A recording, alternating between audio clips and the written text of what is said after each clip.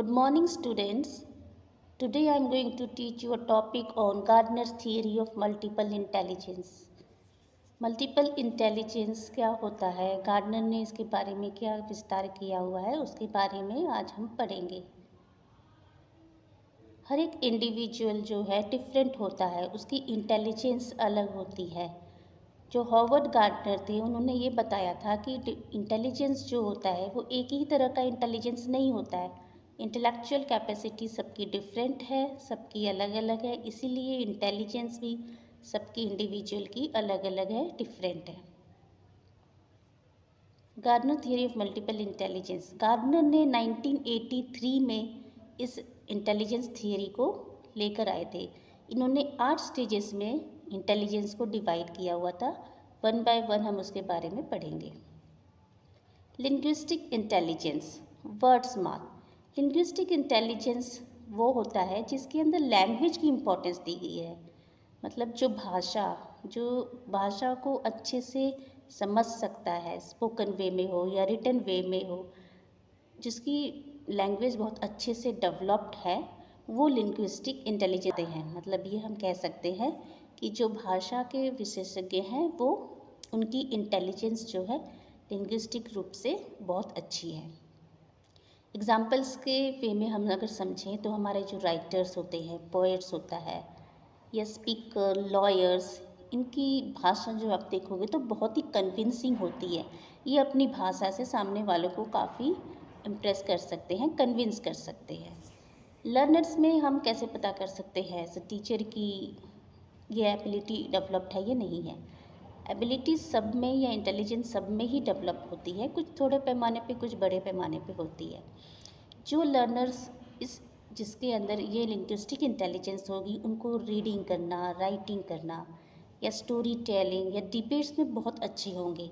उनकी भाषा की पकड़ इतनी अच्छी होगी कि वो आराम से जो सामने वाले को कन्विंस कर सकते हैं, उनकी आर्गूमेंट स्किल्स भी बहुत अच्छी होगी।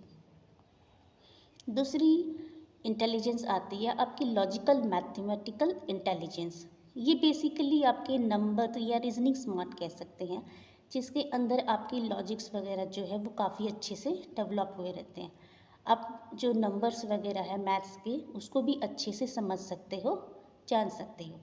तो इसमें जो लर्नर्स आते हैं वो या तो साइंटिस्ट वगैरह बन सकते हैं, इंजीनियर्स बनते हैं, मैथमेटिशियंस होते हैं। इस टाइप के जो व्यक्ति होते हैं उनमें ये जो इंटेलिजेंस है वो बड़े पैमाने पे डेवलप्ड होती है। वो काफ़ी लॉजिकली सोच सकते हैं, रीज़न आउट कर सकते हैं, मैथमेटिकल प्रॉब्लम्स दे दिया जाए तो वो चुटकी में कर सकते हैं। एज अ टीचर आप क्लासरूम में देख सकते हो कि जो बच्चे में ये खूबियाँ होंगी, वो लॉजिकल मैथमेटिकल इंटेलिजेंस जिसका डेवलप्ड होगा, वो बच्चे आराम से पजल सॉल्व कर सकते हैं, एक्सपेरिमेंट्स में उनकी रुचि रहती है, वो नंबर्स के साथ खेलते हैं। ऐसे बच्चों को हम पहचान सकते हैं। थर्ड जो इंटेलिजेंस होती है वो म्यूज़िकल इंटेलिजेंस होती है, म्यूज़िक स्मार्ट। इसमें जो बच्चे होते हैं उनकी म्यूज़िकल सेंस बहुत अच्छी होती है। कोई साउंड हो रहा हो या रिदम हो, वो आपका आराम से पकड़ लेते हैं। उनकी जो म्यूज़िक की सेंस होती है वो बहुत अच्छी होती है। तो इसीलिए इस टाइप के जो बच्चे होते हैं वो मोस्टली म्यूजिशियंस बनना पसंद करते हैं, कंपोजर्स या सिंगर्स बनना पसंद करते हैं। जिन बच्चों में हम ये खूबी देख सकते हैं वो हमारे क्लासरूम में, वो बेसिकली हम देख सकते हैं कि वो सिंगिंग करना या कोई इंस्ट्रूमेंट्स दे दिया जाए, वायलिन, पियानो वगैरह जो है वो अच्छे से बजा सकते हैं। उनकी लिसनिंग जो स्किल्स होती है म्यूज़िक की तरफ काफ़ी अट्रैक्ट होती है, वो अच्छे से रिदम को पहचान सकते हैं और उस वे में गा सकते हैं। चौथी जो इंटेलिजेंस होती है बॉडीली काइनेस्थेटिक इंटेलिजेंस होती है, बॉडी स्मार्ट। ऐसे बच्चे जो होते हैं वो अपने बॉडी को फुल कंट्रोल में रखते हैं। वो कुछ भी ऑब्जेक्ट्स को हैंडल करना हो या कुछ करना हो स्किलफुली करते हैं। उनके में काफ़ी अच्छी कौशल या इंटेलिजेंस का विकास हुआ रहता है कि वो अपने बॉडी मूवमेंट से जो करना चाहे वो कर सकते हैं। तो मोस्टली इस टाइप के जो बच्चे हैं वो मोस्टली एथलीट्स बनना पसंद करते हैं, डांसर्स बन सकते हैं, सर्जन्स बन सकते हैं, ये क्राफ्ट पर्सन भी हो सकते हैं।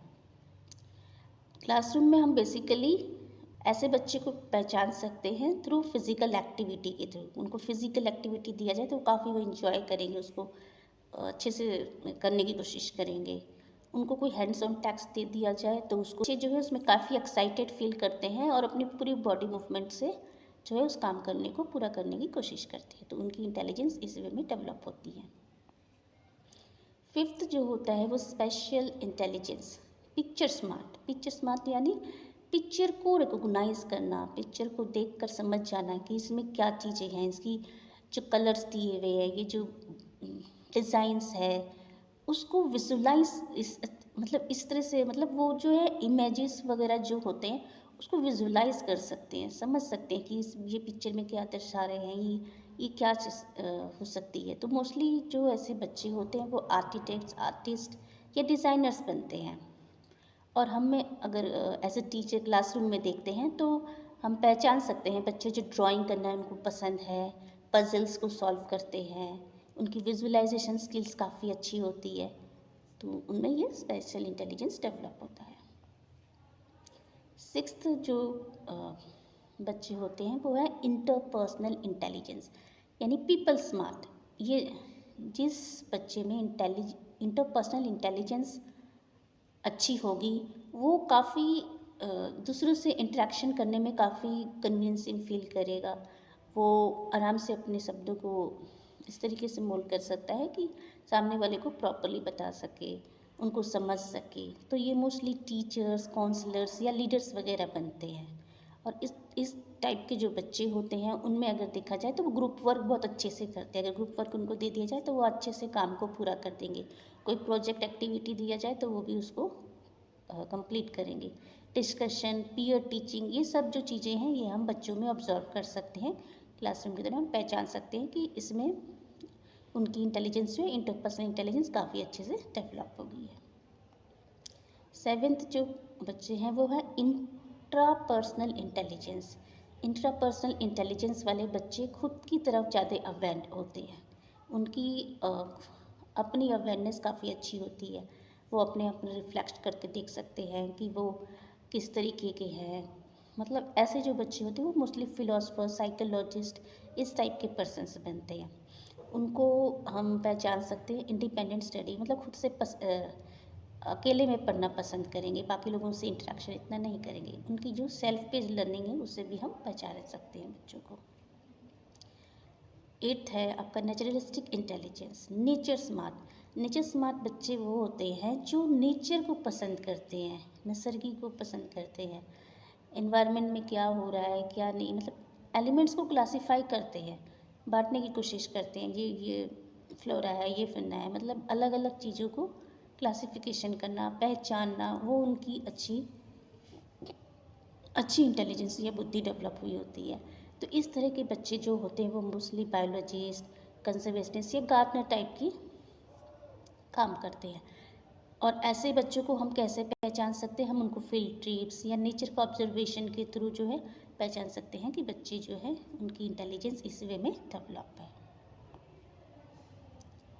इम्प्लीकेशंस क्या है टीचिंग लर्निंग के लिए? गार्डनर की थियरी टीचर्स को पता होनी चाहिए। क्योंकि जब टीचर्स को पता होगा तो वो ये समझ पाएंगे कि सबकी इंटेलिजेंस अलग अलग है, डिफरेंट है। तो हम पर्सनलाइज लर्निंग दे सकते हैं। पर्सनलाइज लर्निंग में हर एक बच्चे की पर्सनैलिटी या उसकी इंटेलिजेंस लेवल को देख सकते हैं और उसी वे में जो है उनको टीच कर सकते हैं या अपनी टीचिंग मेथड अडॉप्ट कर सकते हैं।